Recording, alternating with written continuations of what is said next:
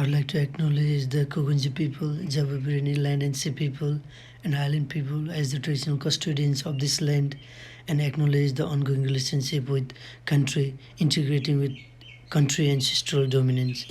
I'd also like to honor and pay respect to elders both past, present, and future.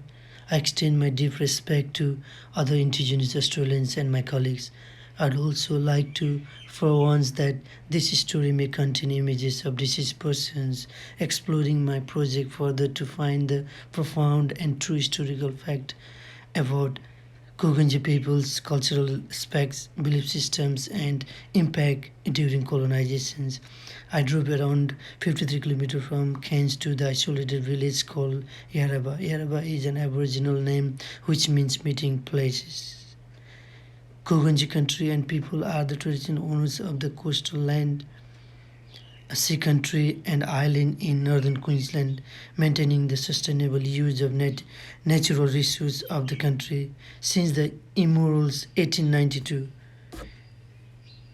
In 1770, Captain James Cook first sighted the location. In 17 June 1892, Yarrabah was founded by Reverend John Brown Grievous, including Cape Grafton and Fitzroy Islands. Yarrabah has over 2,500 peoples, of which are descendants of a number of tribes, including Kogunji, Javugunji, as well as Torres Strait Islanders. There has been rapid growth of populations after European settlements, including stolen generations. There are adverse effects on stolen children and their families who were profound and ongoing. Today, indigenous peoples are underprivileged. That leads to retain their language, traditions, knowledge, dances, and spirituality.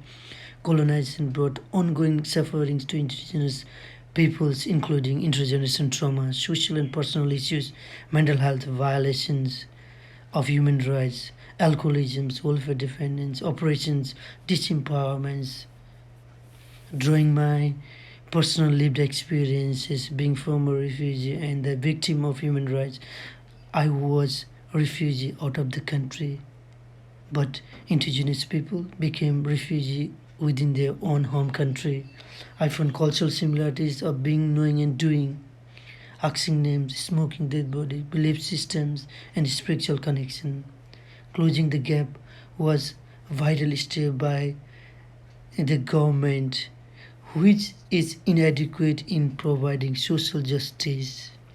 Yarrabah community is well structured with elders, leaders, and traditional custodians.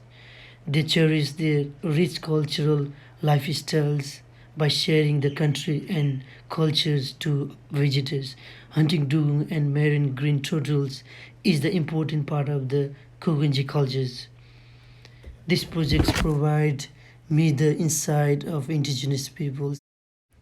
In 1960, Queensland government took over the control and established community council as well as deed of grant in trust in 1986 with the joint effort of local council and Kogunji peoples.